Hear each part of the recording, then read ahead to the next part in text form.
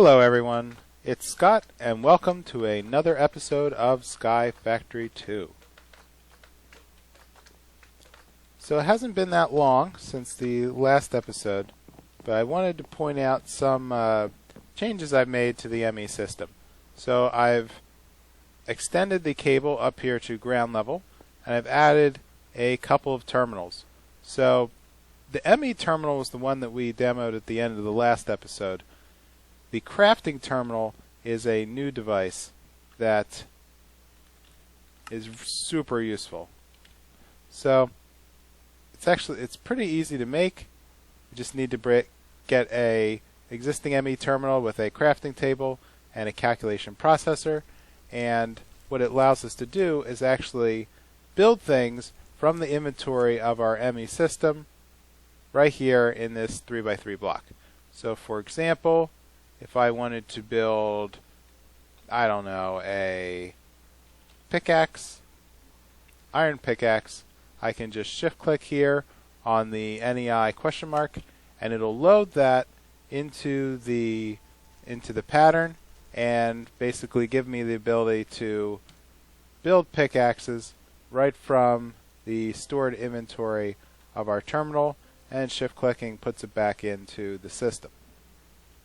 So I've been slowly cleaning up some of the spare chests around the base, but I have not yet tackled this beast or the storage system itself. So I was going to show you how I am tackling this problem. Within my golden bag of holding, I have 3 dollies that I've been sort of hanging on to for a while. So if I were to grab one of these and then place it within the bag of holding, I don't have any kind of movement penalties anymore that I would normally have when I am moving with a dolly full of a box. So I've been moving it over here to the ME system and placing it next to this import bus. So the import bus is a way of essentially hooking up and importing things into the ME storage system. It's pretty easy, just another annihilation core and a sticky piston. And what that does is it gives us an interface here to filter items, and I've added a acceleration card, which is pretty easy to make. It's just a normal card and a crystal, and basically it moves items into the storage system. Oops.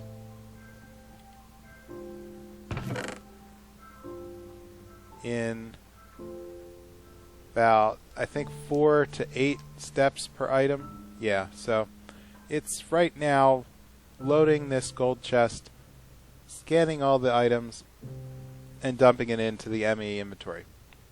So because of that, I had to go down and add a couple more storage units to the system.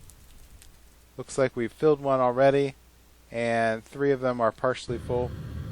And my goal here is to move all the chests over here to the import bus and load them up. So over here on the side, I have something called a pattern terminal. I haven't quite figured out what to do with this yet,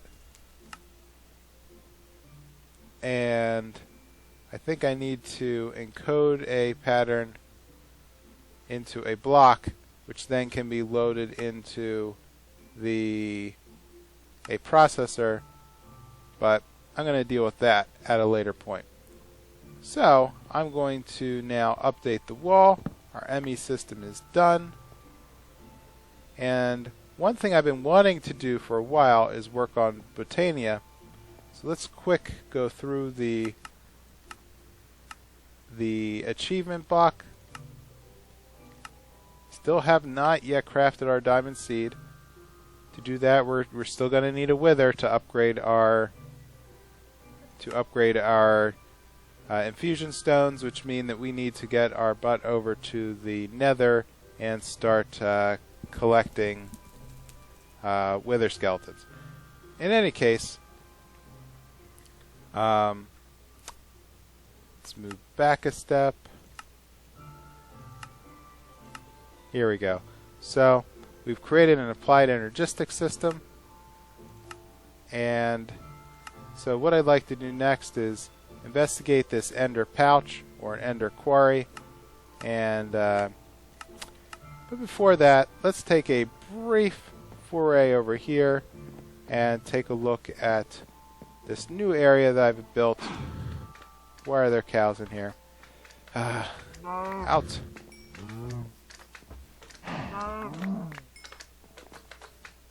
So these are the basics of what we need to get going with Botania. So within the mob drops, I've acquired a number of these Lexica Botania books. And so it gives us some basics on how to begin, but it's essentially it's a flower-based power system that does a lot of interesting things. So with the fertilizer, I've been able to build, or the fertilizer generates flowers, and we were able to crush flowers in our inventory to produce petals. And with these petals, we're able to craft special flowers using this petal apothecary. Alright, so how did we get started? So in order to build this petal apothecary, we take some of the petals and combine them with cobblestone to produce this crucible-like looking block. And once we have that, that opens us up to a whole number of interesting recipes. So next, I crafted a pure daisy. So the pure daisy is made by dropping white petals into the apothecary and one additional seed. And those 4 white petals combine to produce a pure daisy. And over here, I've put this pure daisy onto a overgrowth spot. I'm going to demo this very quickly. So with 2 white flowers, what we do is we get a bucket, we fill the apothecary with water, we drop in 1, 2, 3, 4 white petals, which we see floating in the apothecary. And then we grab a seed and drop the seed with the Q key, and bam, that gives us another pure daisy. So with this pure daisy, this opens up a whole bunch of new blocks. I don't know why they did this system, but I'm going to grab some oak and some stone. Stone we can grab from the from our special block downstairs. And what we do is we surround the pure daisies with these blocks. And in 1 clock minute, these daisies are going to transform the stone and the wood into special material called living stone and living wood. And so now we can see that the rock and the wood are being transformed. And so we need this living rock in order to produce a special item called a mana pool.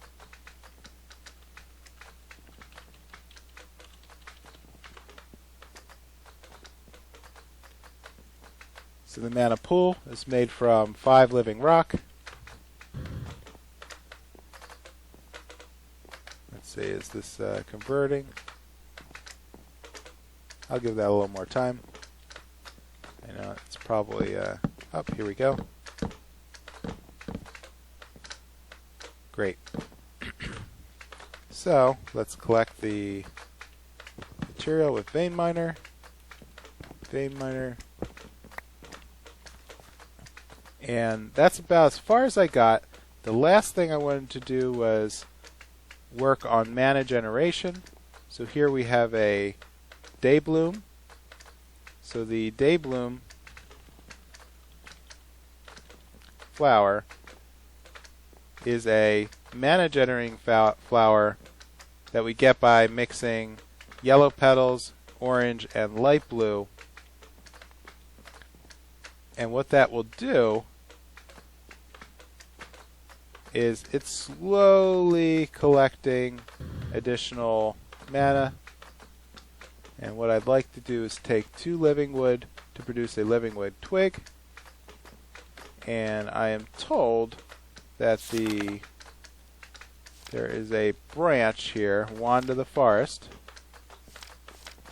that we get by mixing 2 different colored petals, a white petal and a pink petal, or any other kind of petal.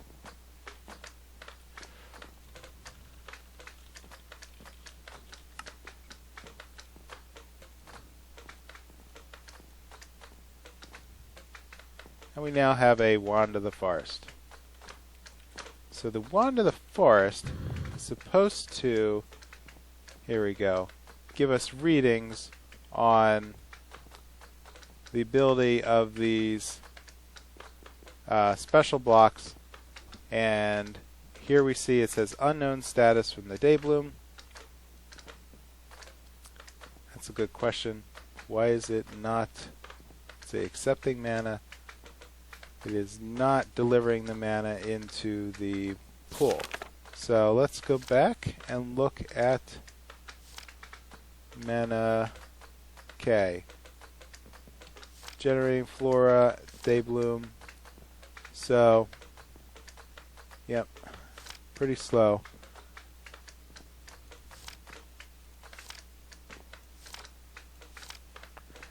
So I think what we need is a block to actually collect it, which I think is a mana spreader.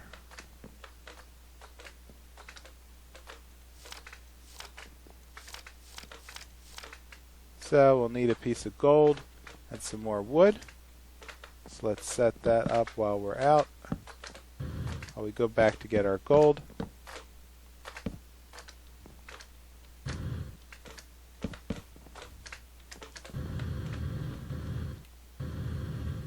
So I don't know a lot about Botania, unfortunately, but there's one thing that I really want to get, and that is called a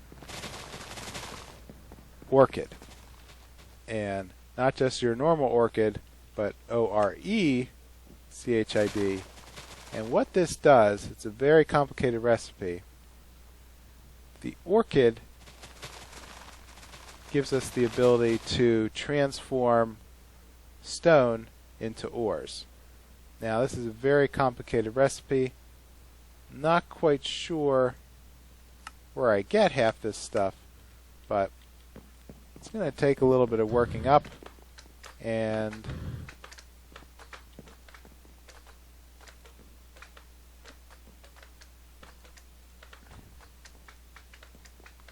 there we go, 1 mana spreader. Alright, we're back, and apparently what I needed to do was realign the mana spreader such that it was facing the mana pool. So what I'm missing now is that the day bloom needs to be linked to the mana spreader, and I need to wait for the day bloom to start generating mana. And I think this is going to take quite a while. So I think I'm just going to come back to this project and take a look and see how far the mana pool is to fill. Alright, I'm back, and what the heck am I doing here in the Nether? So, I have a plan that I need to get access to some blaze rods. So, that means I'm going to need to start hunting some of these blazes. And that means either finding a blaze spawner or just start clearing off some of the mobs here on the on this pathway of doom.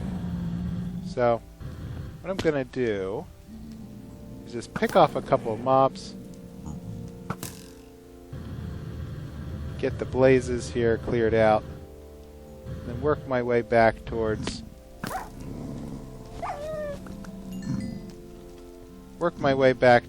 finding a blaze spawner, which I think is farther down here in that room there on the left, close to the stronghold here. I think it might be up on that platform up there. There we go. Alright. Let's start cleaning up.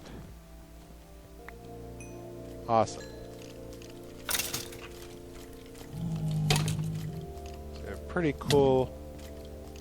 Right, let's finish off some of these guys. Maybe in the process they'll give me a head or two. Okay, that's not bad.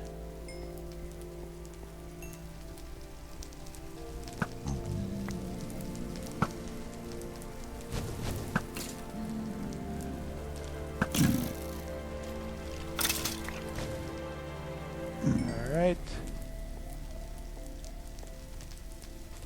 What the heck are those imps? No idea what an imp is. So I think I'm going to avoid them.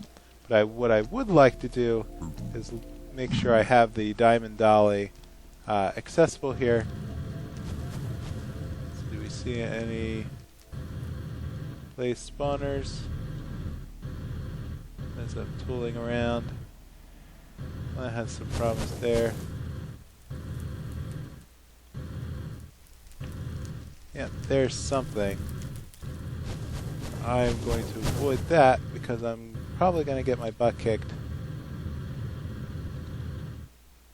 Okay, so I have a blaze spawner sighting.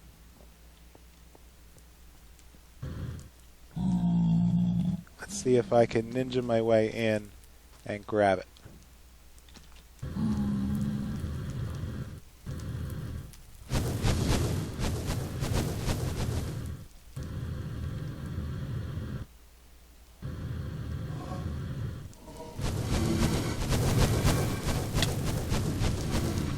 Great. Did I get it? I did not.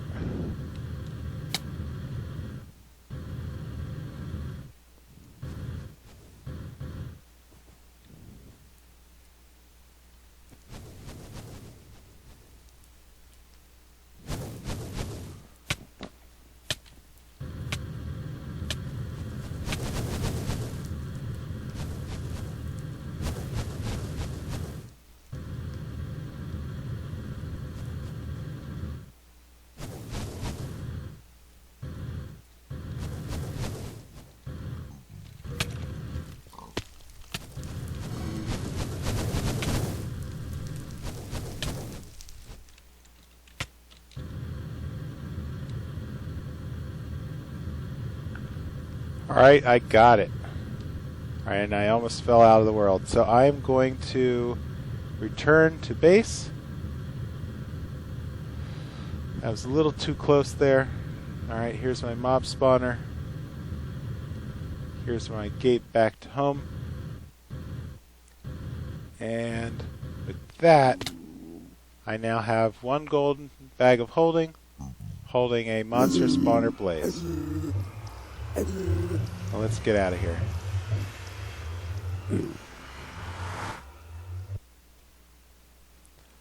Alright, we're back, and I've made a couple of modifications to our mob spawning area. So, for the short term, my intent is to place the blaze spawner right here next to the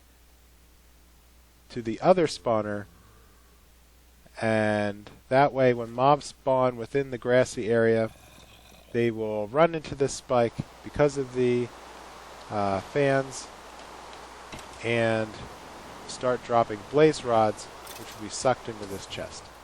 So let's see if I can pull this off without dying. So let's place the spike back. Okay, that's encouraging. So monsters will be pushed towards the middle. And let's place the blaze spawner. There may be a limit because of light levels. So let's get rid of some of these. And then this. And I think that should be good. Alright, so let's drop the blaze spawner here. And get out. And close up the glass area. Let's see if this does what I expect.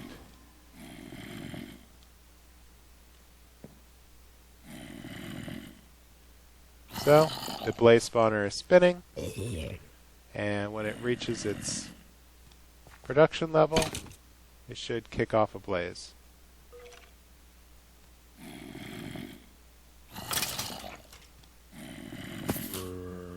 Yeah, it might just be too bright.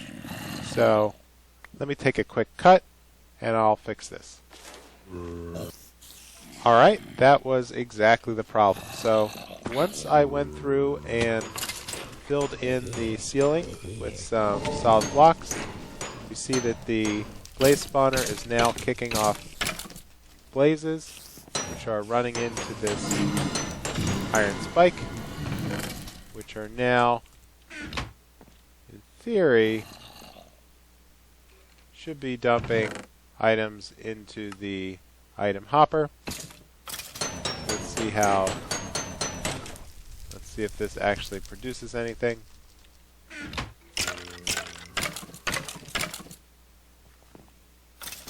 Looks like I got a loot bag.